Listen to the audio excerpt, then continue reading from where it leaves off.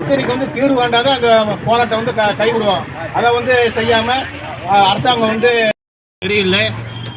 இப்போ நம்ம வந்து பொதுமக்களுக்கு வந்து சேவை செய்ய வந்திருக்கோம். அதை விட்டுட்டு இப்போ வந்து போராட்டம் பண்ணால் அப்போ யாருக்கு பாதிப்பு? பொதுமக்களுக்கு தான் பாதிப்பு.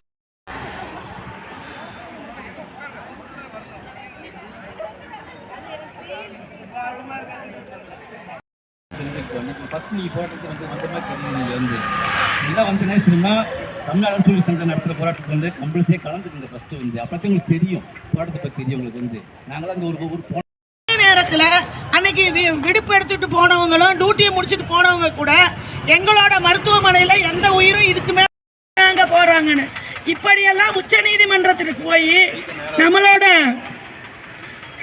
ஊதிய நம்ம தமிழ் அரசு நம்ம தயாரிப்பு பார்த்துக்கிறோம்.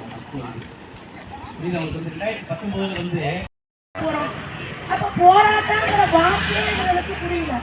ஆனால் அந்த முன்னாள் முதல்வர் கலைஞர் என்ன சொல்ல காட்டு போராட்டம் வந்து சீரும் சிறப்போடு நடைபெற்று கொண்டிருக்கிறது.